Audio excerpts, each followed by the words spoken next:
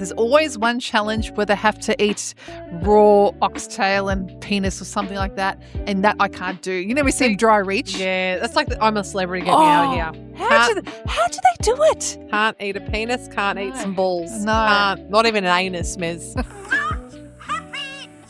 Wax on, wax off. Cigarettes. Excellent. Hello. Hello. Hello, welcome Midlifers. We're your host, Fonz. And Miz. And this is your weekly podcast where it's not self-help, but more help yourself to a smorgasbord of nostalgia, laughter, and a deep dive into the past. Welcome, Midlifers, to this week's show. We're starting off with Rant or Rave, reality TV elimination shows. Oh, what do we think about them? And we're going to do a deep dive to the wonderful actress Cameron Diaz. So let's dive in. Yeah! But first, let's chat. There's one thing that has been going through, I've seen on socials and the news, is something called blue dot fever. Mm-hmm. Have you heard of blue dot fever? No, but I do realise, is this something that you put on the stories? I did put on our stories and our middies have contributed. Oh, because I had no idea what you're talking about. Okay, fill well, me in. what's going on, I know, in Australia, and it is happening in America too, is that theatre shows and live music events are being cancelled. Because when you put up, say, Ticketek or like sites, they've got blue dots where you can sit. Yes. Now, what's happening is people aren't buying tickets, whether it be for cost of living, the crisis is happening, I don't know what else, and people are leaving the blue dots in the seats, and shows have had to be axed and cancelled. Okay. So what came to my attention was the production Waitress, Yes. starring Nat Bass, Mhm. Nat Bassingthwaighte, and they did their show in Melbourne. And by the time they got to Sydney, due to poor sales, they axed the show for the rest of the country. Same thing happened with Beetlejuice. Happened in Melbourne, axed for the rest of the country. And also Back to the Future musical started in Sydney, but they axed it. In America, this happened to the Pussycat Dolls reunion show. Post Malone, he said he delayed it for other reasons, but it was actually for blue dot fever. And Kiefer Sutherland. Now, you know the actor, Kiefer Sutherland. What's he been up to? He's, for the last decade, being a singer-songwriter and scrapped the entire US leg of his Love Bring You Home tour due to poor ticket sales. So it's actually affecting the world. Well, it's interesting because I didn't know that that's what it's called, but I was aware of this happening because one of the things I saw on social last night was about this. And she called out Waitress and Beetlejuice. One of the comments I saw, and I sort of felt similar, is about sometimes it can be the casting. Because I feel like in Australian theatre, people were disappointed with Nat Bass's casting because they wanted an unknown. And it feels like it's always Rob Mills, Eddie Perfect. Now, Nat Bass, not that she's big in theatre, but like obviously she's already got a celebrity power that people want sometimes an unknown in these new up-and-coming shows. Can I interject with that? I get the other side of it too, though. Yeah. Another reason why there was a bit of backlash to Nat Bass starring in Waitress was because Waitress is about a younger girl and Nat Bass is older. Okay. But for me, when I heard an interview with Nat Bassingthwaighte about it, I was like, oh, well, you know what? Who cares? Like, I would have – that's what swayed me to want to go see it. I didn't see it. My lifestyle – having kids, like it's so different. I can't get out the house. Yeah. Until they're a bit older, that's when I can join back in the theatre game again. Yeah. No, for me, the casting does sometimes put me off. Like, really? Yeah, because it's like, how many times I'm going to see the same actor in a different role? Like, I feel like with that with Rob Mills. Yeah. I've seen him in so many things. Like, give me someone new. So I kind of feel that. But then on the other side, I get the producers want a name that people will go, oh, I know that person. I know that they'll be good in the role. So I get both sides. I really want John Farnham show with starring Michael Painter to succeed. I want to go to that so bad. Yeah. I really hope I can because Michael Painter, have you heard his voice? No. It's like John Farnham's. Ah. It is. His voice is incredible. Yeah, that's probably only part of it, but I do understand the cost of living definitely, I think, would have a big part of it because obviously ticket prices have to be a certain amount to cover the cost of running the show and to make a profit. But then, you know. That's what Miss Hairburger wrote in, and she said that she saw it with the Lady Gaga sales with Lady Gaga's latest concert. We had another couple of middies write in saying that they were looking forward to seeing Waitress in Sydney. They were doing a big thing, traveling over to Sydney, and it got cancelled.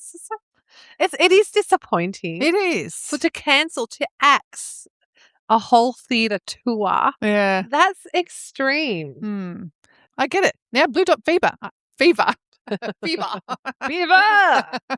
My thing I was going to talk about is sort of, it's actually piggybacking off this, is that how I have heard that people are going back to owning DVDs and CDs, right? Well, my husband will be very happy to hear that. Because he's got a huge DVD collection. Can I say, he puts the whore in hoarding. Oh. We have so many CDs and DVDs, and he always says to me, they're going to come back. Well, it looks like they are going to come back as people, and I've found this talking about DVDs, on streaming platforms. Sometimes there's a movie about like, oh, let's see it. And I can't actually find a place to see it because it's only what's available, what the streamers want to have in their collection, because they've obviously got to pay for it. And so people be like, you know what? If there's a movie that I love, I want to own it so I can watch it wherever and whenever I want. Yeah. And same things with CDs, because Spotify, again, it's again, they've got the monopoly on the market, and then all these smaller artists can't come through, so people are like, stuff it, I want to take the power back. Maybe it'll be interesting to see this generation. They never really had that thing of something physical. Yeah, something to hold. Yes. And reading, when you take out the booklet and read the lyrics. I still love reading the lyrics. Same. And even with CDs, when the sort of lyrics went, but like you'd still have this story, there's still art in there. Do you know what I miss about CDs? Mm-hmm. When you let the whole thing run, and then 10 minutes past the last song, they have a secret track. Oh, yes. That was the best. I forgot about the secret track. Yeah. Yes. The best. Yeah. So it'll be interesting to see what, then in that case, DVD players and CD players will come back. Dust them off, people. Get them out your garages. Rant, rave, rant or rave. Yeah. Today we are going to do a rant or rave about reality TV where contestants are eliminated. And whether that's by a judge, by people calling in. Yeah. What else is there? Challenges? Yes, They might both. fail a challenge and have to be eliminated. Well, some of the ones that I was thinking of, so you know the vein of talking about this, MasterChef, X Factor, The Voice, America's, UK, Australia's Got Talent, Survivor. So, but you're right, they're eliminated by different ways. I will say, especially for shows like The Voice and X Factor, my rant about it is the sob story backgrounds. Oh. It was big at the time because, when they first came out, yes, you would have the odd one that would go to this sob story background, which I feel bad. Everyone has a sob story, really. But I feel like nowadays, it's like every second contestant, we have to learn this backstory and they put this music on and everything. It's like, there's so much I can take. Because it's for the producers to know how to hook an audience. Too much hook. Go back on the hook. Yes, 100%. Sometimes you just want a bit of positivity and just get on with the show. Yeah, like Susan Boyle. I saw Susan Boyle's clip of when she got on. Was it The Voice or something with Simon Cowell? Yes. I dreamed. Hers, from what I remember, hers wasn't a sad story. What I liked a rave about that, it's a different way. Well, maybe it's a rant too. How they use judging a book by its cover to absolutely blow you out the water. Yeah. Because the voice comes through. But that was cool. That one I'll give rave. You know why? Because it wasn't overproduced. And I think over the years, if she came nowadays, they'd have this huge backstory about her rather than just her have her story on stage. 1 or 2 minute discussion and then go. Go back to the old times. Please do. And that's what I think my rant about as well, the overproduction. So it's really, which I get it. I get it. That you have this concept of this TV show and it works. Think when Survivor first started. Yeah. Think when MasterChef first started. You have this premise, it's these cooks, these everyday people. But after so many seasons, the producer's like, well, we need to ramp it up. We need to up the ante. Isn't it like what happened on The Block? Remember, was it 2 years ago and The Block turned more drama than building? Yes. That turned me off. But even with the building, even the one last year. I think it's still unsold. The one of them In Dalesford. yes. And it's like, if you remember the first series of The Block, Yeah. they were just everyday people fixing up a house. It wasn't these huge multi-million dollar unaffordable, unattainable homes. And they would do things that everyday people would be like, oh, I could see myself doing that in my house. And they just had to keep, it gets so far from the original intent because obviously just thought about the audience. This is the thing, what I used to love about reality TV. Say, for example, MasterChef, The Block. They used to have people who are absolute novices in that trade. Yeah. Like Julie Goodwin, she won. She wasn't that great a cook. She was like a everyday, like a mum in the kitchen. And that's what MasterChef sells the premise as, everyday home cooks. But it's not anymore. No. And we need to get back because you know what? Aussies love, I think everyone, not just Aussies, everyone loves an underdog. Yeah. And everyone wants, people to thrive and survive. Yeah, but I think once a reality show, TV show has been going on so long, it can't go back to that original format because, Have we evolved from that? Yeah. What shit? But then they've got to think of something else. But they don't. They keep on going. I think MasterChef, I saw it advertised again for next year. I'm like, how? Because I loved MasterChef. Yeah, I loved the first 5 seasons. Yeah. I watched heaps. And then I'd have a season off and then I'd go back to it. I still get that they're good people, the hosts and everything I love. 100%. But I can't watch it anymore. There's only so many times I can watch the same thing. It's a bit like same boy, different haircut. Yes. That's what the producers try to give us, these fancy haircuts. Yeah. Nah. Yeah. Nah. Yeah. Do you know what I love though? Rave. I love a bit of eccentricity in a reality TV elimination show. One that came to mind was Iron Chef. They played on SBS from Japan. Now the host was actually an actor who played an aristocrat. Meow, meow, meow. Not the Disney film. And so the actor played the aristocrat Chairman Kaga. But what I loved about that was it was like, it's so out there. And also, if I can speak about contestants in these shows, like on Married at First Sight. I don't know if that's an elimination kind of show, but Lucinda Light, I love her. And she's so down to earth, yet she has a real aura about her that just goes beyond the screen. Okay. And even if I can say as well, Abby Chatfield, like when she was on, the stars just shine a bit brighter with those girls or people and men. And I love seeing that. Well, yes. Shine. I do love finding Rave as well, finding the new stars. Right. And yes, the people that shine out and they have that little X factor and you just spot them amongst all the other contestants. But then again, after so many years, my rant about it is how many people go on the show, not for the sake of the show, but for fame. For fame. And the producers love it too. Yeah, I know, but like, okay. I'm a sucker for love. The first Bachelor, I watched it. Oh, yeah. Because you want them to, and I love Tim and Anna. Yeah. And even, I think it was just a Bachelor, and even First Dates, Married at First Sight, you want the love story, but it's not that anymore. And you're trying to decipher, it's like trying to decipher AI.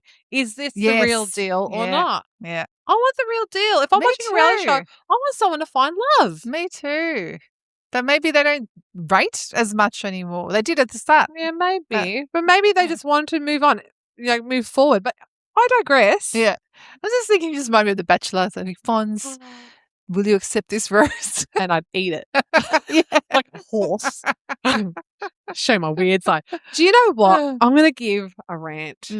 As someone who wants to be a contestant on a show and you just don't have the goods, The Amazing Race. Now, this was back in the early 2000s.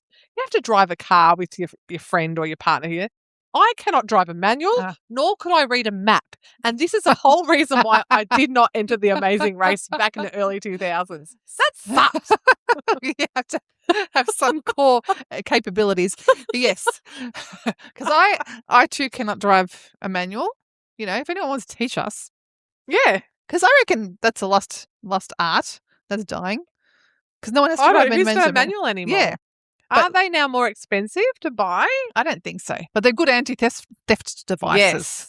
the reason why I would never be able to do Amazing Race, there's always one challenge where they have to eat raw oxtail and penis or something like that, and that I can't do. You know, we see dry reach. Yeah, that's like I'm a celebrity, get me out of here. How do they do it? Can't eat a penis, can't eat some balls. No. Can't, not even an anus, Miz. No. And the hosts are just there.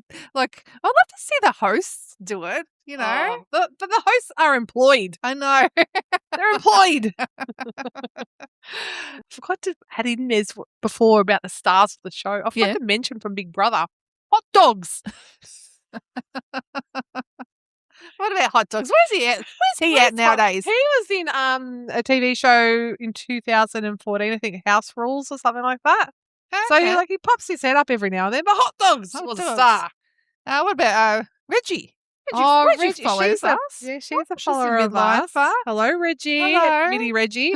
Can I give you a rant that annoys me? What? The over-the-top judges. You know, I feel like recently it's more like The Voice and that sort of stuff. When they hear the contestant and they turn around, they're like, oh, and then with their foot, they get their foot out and bang the buzzer. You know, I used to love that. Do you? Well, when it first happened, I used to love Delta whipping out her leg and chucking it on the buzzer. I think she's who I think of. I think it just toned it down. I feel like a bit too theatrical. Oh no, I'm up for a high kick, Miz. A high kick and a good heel. That reminds me of Australian Idol when Mark.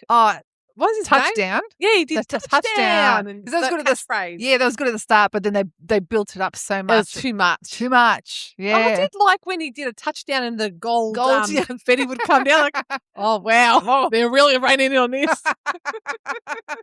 But there was one on MasterChef. I think it was the first season when Matt Preston, and this is the first time anyone did it. I think it was the first or second season. He ate someone's, I think it was Mexican food, and he dropped it to the floor. He goes, "That was disgusting." And you see the contestant looking bewildered, and Matt Preston goes, "Disgustingly good." And it's like, oh my God, calm down, man. It was like on Australian Idol when Andrew G or Aussia used to host, and they used to have a competition. Andrew G and what was his name? The other guy, James Matheson. And they would have a competition secretly of how long they could draw out the announcement. And the winner is... Yeah, and it would draw out. Oh, that drives me insane. Can I give a rant? I've got another rant. Yeah. For shows like back in the day, Australian Idol, when you had to ring up. Yeah.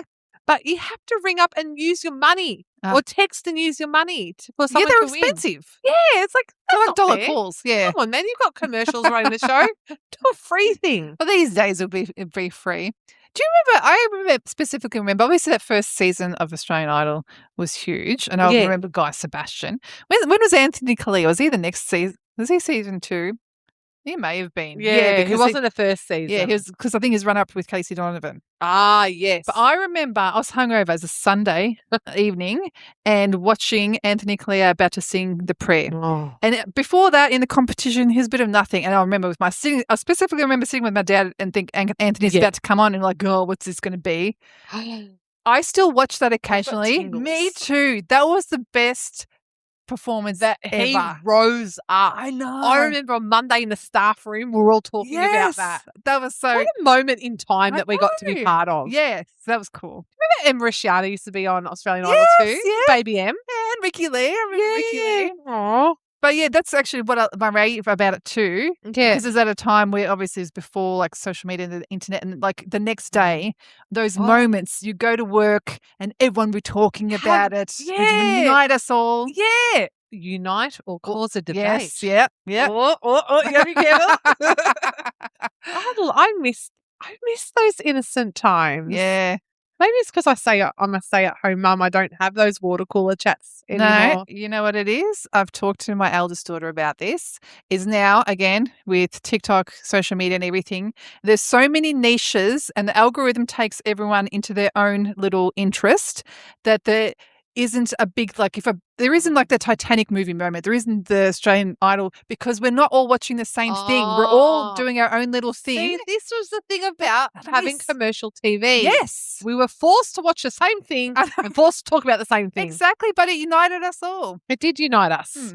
in a controlling kind of way. I know. What about, do you rant or rave a villain of, do you know Oh. what? I'm going to put a rant when producers Yeah. turn someone into a villain without them knowing, Yes. and they just, cut things up and just make them look bad. True, but I feel like we know enough now about reality TV shows to know that that's possible. Yeah. So if you sign up for it, you Suck have it up. You have to know they might give you a shitty edit and you can't do anything about it. Yes. Yeah.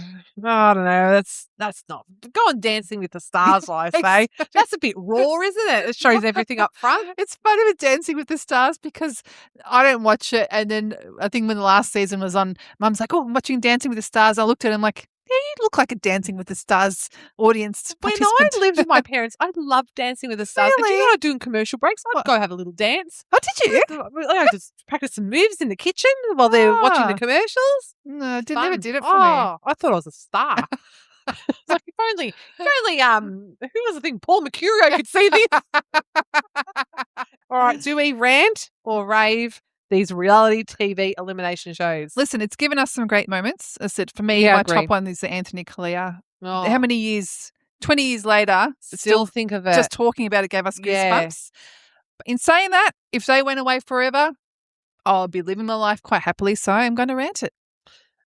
I would have raved it in 2002. Now, because of how it's turned, rant.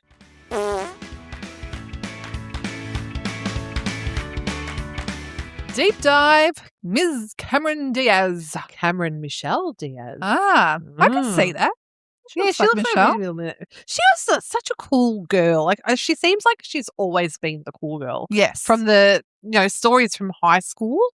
She went to high school with Snoop Dogg. I totally forgot about it until you said high school and that sort of came into memory. So she remembers Snoop as being very tall and skinny, and she was sure that she bought pot off him. Oh, okay. And he remembers that she did buy pot off him. There you go. Yeah. Well, I had forgotten about that, but I knew she was in LA and she started modelling at 16 for Elite Model Management. Who is, Yes. I think, how do we all know Elite Model Management? Is it from that show? No, America's it Next was- Top Model? I reckon I knew it before. I don't know how. Anyway, she did campaigns for like Calvin Klein and Levi's. It was on 17. So, Oh, she was in a Nivea ad and in Coca-Cola ads, but she's never really acted before. yeah, well, I didn't realize this, but her obviously big break came in the movie The Mask. So she was doing a modeling thing. She came back to California to do her taxes. And then her modeling agent suggested she auditioned for The Mask, even though she had 0 prior acting experience. Now, I heard she auditioned 8 times and developed a stomach ulcer. Oh, She was that stressed out about it. I would be too, Yeah. you know, Do I have it or don't I? like 8 Yeah, times. we can tell me, man. But alas, she got it. They rewrote the script for her to make it more natural to suit her Ah. personality. I don't remember her acting from it. I just remember her face. Like I remember she just wore shone. a dress. Ah. I mean, A specific dress, you mean? wasn't it that silver, like a fringe dress? Yes, now that you're saying that, yep. Yeah, that I comes just to remember mind. that. And it was a very breakout moment for her. She Yeah. stormed onto the scene. And Cameron took that moment as, I'm a pretty girl who's a model who doesn't suck as an actress. So it's opposite to People on Home and Away. Because I find that Home and Away, I think I've mentioned this before, especially the male actors, they hide for their looks and their acting is atrocious. It takes you out of the scene. So at not least- Heath Ledger. No. The current ones. Oh, Look not at the commercials. I'm like, Hemsworth. no. Bruce Samazan. No. Chris Samazan. Sorry. Lance. Anywho, back to Ms. Cameron. Ms. Cameron Diaz. Mm. All right. So I didn't realize this, and I think I watched one of these movies. So after The Mask, she took on smaller indie films specifically to learn a bit more about acting. Clever. Yeah, so good move. So she did 2 movies, The Last Supper and Feeling Minnesota. And I feel like I Oh. watched The Last Supper.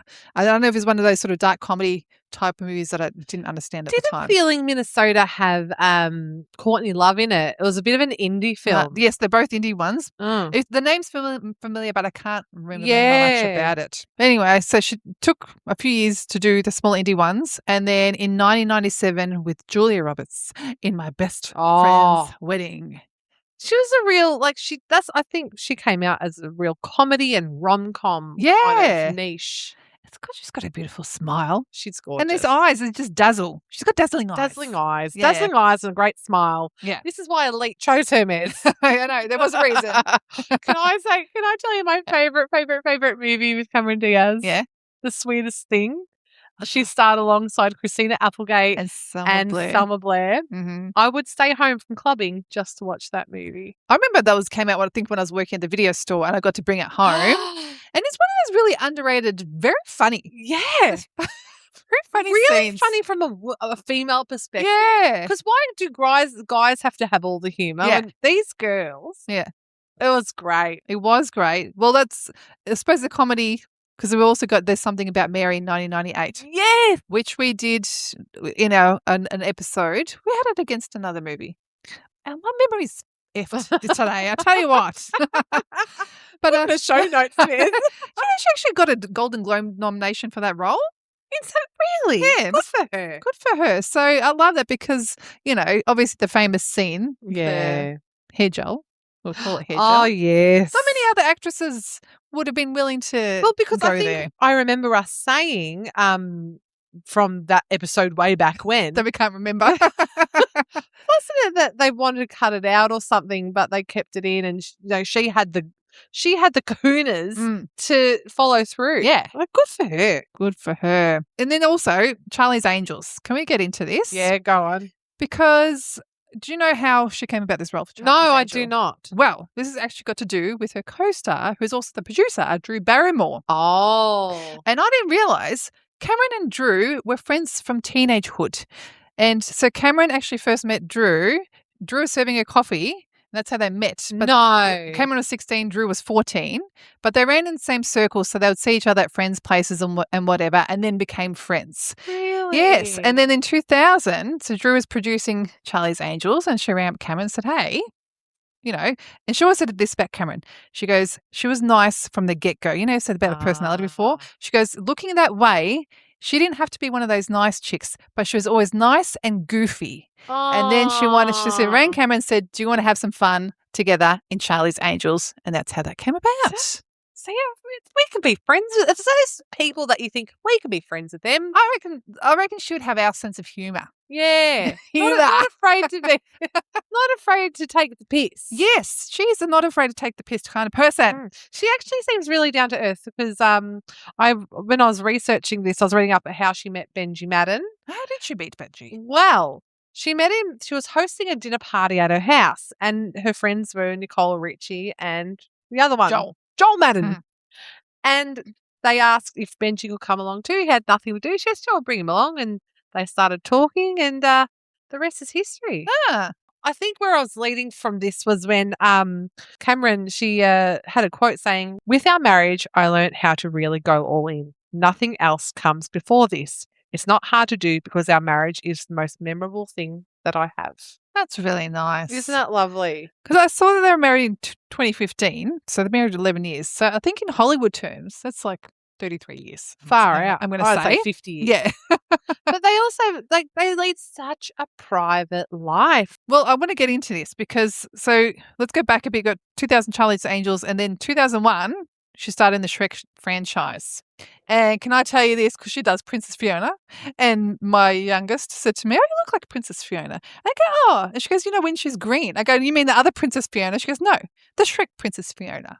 That's who she's like, "I'm not the other Princess Fiona." Oh, excuse me, my jaw has dropped. If you're watching on YouTube, I shut my jaw. What? Anyway. She said that you look like Princess Yes. Fiona. I'm like, That's not a compliment, okay, eh? no, it's not. But anyway, I digress. Do you like have the same dress as her? No, I think that's right. Because I said to my hubby, because he's bald, I said, "You would make a great Shrek for Halloween." I said, "I can be Princess Fiona." And that's when this conversation came about. Okay. But I'm the green one. Anyway. But she actually took a break. So in 2014, Cameron took a break from Hollywood, focused on her marriage. Or she got married in 2015. Her 3 kids via surrogate. So, you know, and she came back, I think, last year, and I saw this interview yesterday with on the Graham Norton show. She said it was the best 10 years of her life because she goes, at the start, people will be asking her, sure you don't want to do this? She goes, no. Sure, I don't want to do that? No.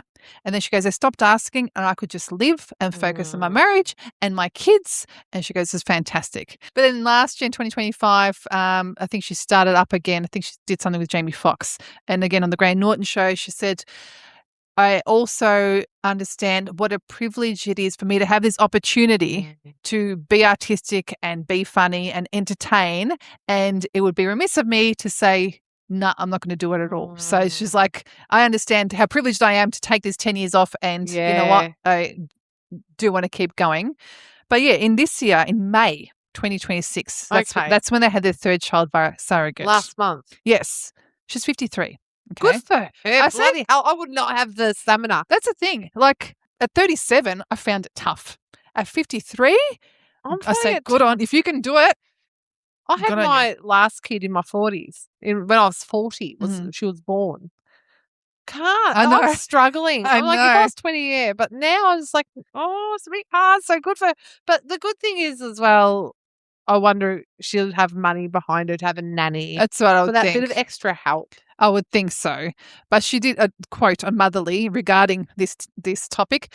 Having a family when you're young, it's like anything. When you're young, you just do it. But when you're my age and you decide to do it, it's a real choice and you really have to work hard for it. And she said the mission for her is now to live to 110 so she can be there for her kids. She sounds like she's working towards 110 with the books she's releasing and stuff. Have you by chance read any of her books? No, just from what I've researched on Cameron Diaz, I saw her books. I've got one of the books at home. Really? I think because when I went on a holiday to Adelaide, when you're on holidays and you go to bookstore, you're like, yes, I'm going to read a book. Did you read it? I did read it. Oh, yes. my God. Yes. I can't remember which one. So she had the body book in 2013 and the longevity book in 2016. I think that's one I've got. The longevity one? Yes. But both of them take a scientific approach and use the scientific facts and articles about aging and about, body physicality and whatnot. And then she includes a personal anecdotes and relating it to her personally. The body book, the 2013 one, that was number 1 on the New York Times bestseller list. So it's huge. I think her muse is Helen Mirren. She's been a long time admirer of Helen. And she said, it's all a matter of how old your spirit is. Some 50-year-olds are still 35. This is what I get about Cameron, because obviously she's into health and fitness. And, I always remember in the magazine, she's always surfing and she had the surfer girl body and she's always just physically active and what have you. But regarding recently her coming back into the public sphere, the commentary around her face, because even on the Graham Norton show, you see I can see her lines very freely, which is very different to most other Hollywood actresses. It stands out, doesn't it? Does. And it's like, how shit that it stands out, because that's a natural face. You know what I mean? Natural. That's me. But science is, wanting to fight that. That's like Maggie Gyllenhaal. I think, in my opinion, that she's aging naturally. And it's so funny that it appears as a shock. Oh, she's aging naturally. Yeah, I know.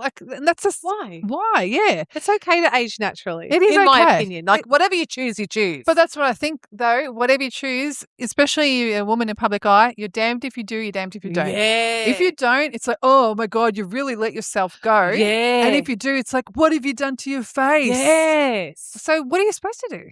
Not care about what other people think, the people that don't matter to you. So I like that Cameron Diaz, she's leading the way. She's leading the way. And Julia Roberts and that sort of thing as well. It doesn't have to be, we don't all have to be looking the same. Tight in the face. Yeah. It's whatever you choose. I had someone congratulate me for aging naturally. Oh, really? She was trying to scam me with skincare. And she goes, what's your skincare? I go, I don't do Botox. She's like, congratulations. For going the natural route. Well, do they say this to our husbands? Is this even a conversation for them? No. No. I've been told my husband is aging like a fine wine. I'm aging like a fine grape in reverse. Yes. Into a sultana. California raisin. Can I just go back? You obviously mentioned her now husband, Benji Madden. She also dated Matt Dillon for 3 years because they met on the Something About Mary. So yes. And then Jared Leto for 4 years. That was a quite relationship. Weird. Yeah, I used to have a thing for Jared Leto, but there's stuff that's come out of it. So, and then Justin Timberlake for 3 years. How can I forget about their relationship? They had a very public relationship, but I like that they were in a movie together. The bad teacher, he was in that. So Oh that's still my mates. God, I forgot about that. She had the line about balls. Yeah, Yeah. Yep. Like, obviously she can do a bit more dramatic, but I love her in a comedy. I love her all round. Yeah. I think she's not problematic. She's a cool girl. She's doing things her way. Her way, not Yeah. caring. You know what? That's really brave Mm. not to care what other people think, especially in such a influential place like Hollywood. Yeah, She's strong. she is strong. Good on you, Cameron. All right, Midlifers, that's it for this week's show. Thank you so much for joining us. It's been good to see you on YouTube or to be in your ears on wherever you stream us in from. Check out our show notes for links to everything that you might need about us. And until next week, bye.